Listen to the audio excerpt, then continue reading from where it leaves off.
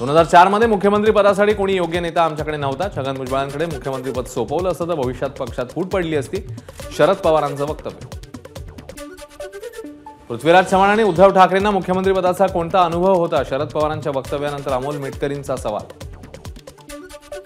राष्ट्रवादी आणि शिवसेनेचे नेते भाजपबरोबर गेले असले तरी सामान्य कार्यकर्ते मूळ पक्षाबरोबरच. एका वृत्तपत्राला दिलेल्या मुलाखतीत शरद पवारांचा दावा. काँग्रेस पक्ष फुटला तेव्हा पवारांसोबत न जाता राहिल्यास मुख्यमंत्रीपद देऊ असं काँग्रेस नेत्यांनी म्हटलेलं होतं. मात्र आपण पवारांसोबत जाणार असल्याचं सांगितलं. मंत्री छगन भुजबळांची माहिती. मुख्यमंत्रीपद खासदारकीची अजिबात अपेक्षा नाही. ओबीसी आरक्षणावेळी मंत्रिपदाचा राजीनामा दिला होता. नाशिकमधूनही खासदारकीसाठी माघार घेतली. त्यामुळे आता पक्ष देईल ती भूमिका पार पाडणार. छगन भुजबळांचं वक्तव्य. कुटुंब प्रमुख म्हणून सुप्रिया सुळे आणि अजित पवारांमध्ये मी कधीच भेदभाव केला नाही. अजित पवारांची ओरड निरर्थक. शरद पवारांनी अजित पवारांना सुनावलं. 2004 पासूनच प्रफुल्ल पटेल भाजप सोबत जाण्यासाठी आग्रही होते. एका वृत्तपत्राला दिलेल्या मुलाखतीत शरद पवारांचं वक्तव्य. प्रत्यक्ष मतदानाची प्रक्रिया सुरू झाल्यावर जनमानस विरोधात जात असल्याची भाजपला जाणीव. त्यामुळे मोदींनी विखारी प्रचार केला. शरद पवारांचा निशाणा. उद्धव ठाकरे आणि शरद पवारांना जनतेची सहानुभूती नाही. आमचाच विजय होणार हे निश्चित. प्रसाद लाड यांना विश्वास. मुख्यमंत्रीपदी एकनाथ शिंदे नकोही. 2019च्या आधी भाजपची ही भूमिका होती. संजय राऊतांचा मोठा दावा. पैसा फेको तमाशा देखो ही शिंदेंच्या कामाची पद्धत. खासदार संजय राऊतांचा एकनाथ शिंदेंवर निशाणा.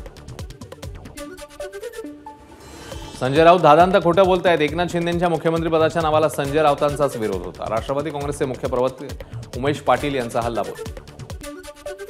शिंदे गटाकडून केंद्रीय निवडणूक आयोग आणि मुंबई पोलिसात संजय राऊतांविरोधात तक्रार दाखल. राज्यात आणि देशात राजकीय तेढ निर्माण करण्याचं काम राऊत करतायत. शिंदे गटाचा राऊतांवर आरोप.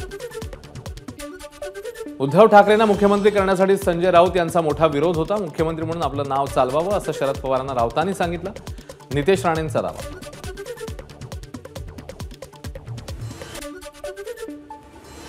आता मुंबई आणि परिसरातल्या घडामोडींचा वेगवान आढावा आपण घेणार आहोत. मुंबईतल्या 6 जागांसाठी उद्या मतदान. दक्षिण मुंबईत होणाऱ्या मतदानासाठी मुंबईत 2520 मतदान केंद्र. साहित्याचं वाटप. दादरमध्ये सर्व मतदान केंद्रावर ईव्हीएम मशीन्स वाटप सुरू. उद्या मतदानाच्या वेळी बोगस मतदान रोखण्यासाठी निवडणूक आयोगाचं विशेष प्लॅनिंग. धारावीमधील बस डेपोमधून ईव्हीएम मशीन वाटप. मतदान प्रक्रिया सुरळीत पार पाडण्यासाठी प्रशासकीय अधिकारी आणि कर्मचारी सज्ज. मुंबई उत्तर पश्चिम मतदारसंघात 17,50,000हून अधिक मतदार बजावणार मतदानाचा हक्क. तर उत्तर पश्चिममध्ये रवींद्र वायकर विरुद्ध अमोल कीर्तीकर आणि अपक्ष उमेदवारांमध्ये लढत. मुंबई उपनगर जिल्ह्यातल्या 4 लोकसभा मतदारसंघात 74 लाख मतदार बजावणार मतदानाचा हक्क. या पार्श्वभूमीवर वांद्र्यामध्ये साहित्याचं वाटप. उत्तर मुंबई मतदारसंघात मतदानाची तयारी अंतिम टप्प्यात. 30 संवेदनशील मतदान केंद्रांवर पोलिसांची अधिकची कुमक तैनात. ठाण्यामध्ये लोकसभा निवडणुकीच्या अंतिम टप्प्यासाठी प्रशासनाकडून साहित्य वाटप. 15,000हून अधिक पोलिसांची ठाणे भिवंडी कल्याणवर नजर. मुंबईतल्या विक्रोळीतील गोदरेज कंपाऊंडमध्ये मतदानाची तयारी सुरू. मुंबई उत्तर पूर्व लोकसभा मतदारसंघासाठी प्रशासनाकडून साहित्याचं वाटप. भिवंडीत 5व्या टप्प्यातील मतदानासाठी प्रशासन सज्ज. कर्मचाऱ्यांना मतपेटीचं वाटप. तर मतदान प्रक्रिया सुरळीत पार पडावी यासाठी पोलिसांचा चोख बंदोबस्त. कल्याण लोकसभा मतदारसंघासाठी उद्या मतदान. पोलीस यंत्रणेसह एसआरपीएफ, होमगार्ड अशा एकूण 3000 पोलीस अधिकारी आणि कर्मचारी तैनात. नवी मुंबईत एकूण 146 मतदान केंद्रांवर उद्या मतदान. ऐरोली आणि बेलापूर मतदारसंघात निवडणूक साहित्याचं वाटप. तर मोठा पोलीस बंदोबस्त तैनात. दक्षिण मध्य मुंबई लोकसभा मतदारसंघातले महायुतीचे उमेदवार राहुल शेवाळेंनी घेतलं महादेव मंदिरात दर्शन. यावेळी प्रतिस्पर्धी उमेदवार अनिल देसाईंना शुभेच्छा देत लोकशाहीच्या उत्सवात सहभागी होण्यासाठी शेवाळेंचं मतदारांना आवाहन. मुंबईला सर्व 6 मतदारसंघांमध्ये महायुतीचे उमेदवार निवडून येणार. शिवसेना कुणाची यावरही निवडणुकीच्या माध्यमातून जनता शिक्कामोर्तब करणार. मग याबाबत जनतेच्या मनात रोष आहे. राहुल शेवाळेंचं वक्तव्य. मतदानाच्या 1 दिवस आधीच मेहरकोटेच्या सिद्धिविनायक आचरणी. उत्तर मुंबई लोकसभा मतदारसंघासाठी मेहरकोटेच्या विरुद्ध संजय दिना पाटील लोकसभेच्या रिंगणात. भाजप नेते विनोद तावडेंनी घेतली मनसे अध्यक्ष राज ठाकरे यांची भेट. शिवतीर्थ निवासस्थानी घेतली सदिच्छा भेट. उद्या होणाऱ्या मतदानाच्या पार्श्वभूमीवर भेटीला महत्त्व. लोकशाही सुदृढ करण्यासाठी मतदारांनी मोठ्या प्रमाणात उद्या मतदान करावं. मुंबई उत्तर मध्य लोकसभेचे महायुतीचे उमेदवार उज्ज्वल निकम यांचं मतदारांना आवाहन. नवी मुंबईतलं एपीएमसी मार्केट उद्या बंद राहणार. माथाडी कामगार व्यापारी वर्गाला मतदान करता यावं यासाठी एपीएमसी मार्केट बंद ठेवण्याचा निर्णय. मतदारांना मतदानाचं आवाहन करण्यासाठी मुंबईला जुहू चौपाटीवर साकारलं वाळू शिल्प. महिला वाळू शिल्पकार लक्ष्मी गौड यांचं वाळू शिल्पातनं मतदानाचं आवाहन.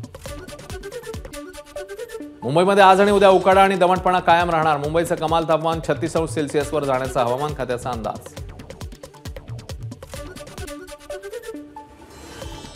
आणि आता कोकणातल्या घडामोडींचा धावता आढावा आपण घेऊया. महाराष्ट्राची चेरापुंजी म्हणून ओळख असलेल्या आंबोली घाटात ढगांची चादर. नयनरम्य दृश्य पाहून घाटातून ये जा करणारे पर्यटक आणि नागरिकांना भुरळ.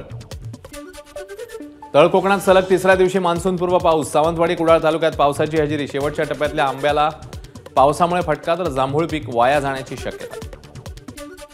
रत्नागिरीत मान्सूनपूर्व पावसाची हजेरी. ढगांच्या गडगडाटासह अनेक भागात पावसाच्या सरी बरसल्या. आंबा बागायतदार चिंतेत.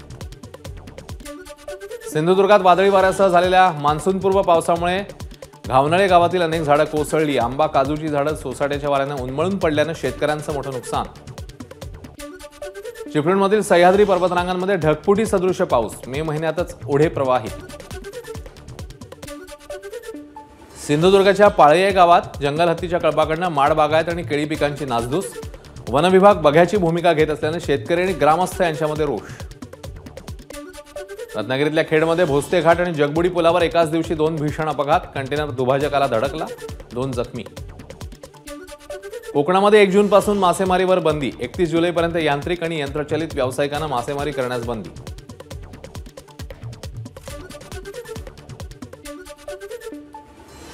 आणि आता पश्चिम महाराष्ट्रातल्या घडामोडींचा वेगवान आढावा आपण घेणार आहोत. उपमुख्यमंत्री अजित पवार बारामतीच्या दौऱ्यावर. भल्या पहाटे विविध विकास कामांची अजित पवारांकडून पाहणी. मोहिनी एकादशी निमित्ताने पंढरीत 3 लाख भाविकांची गर्दी. आजपासून विठुरायाच्या चरणी माथा ठेवून दर्शन सुरू. पुणे मेट्रोमधून 100 रुपयात दिवसभर प्रवास करता येणार. मेट्रो प्रशासनाच्या नव्या योजनेमुळे पुणेकरांना कमी पैशात मेट्रो प्रवासाचा आनंद लुटता येणार.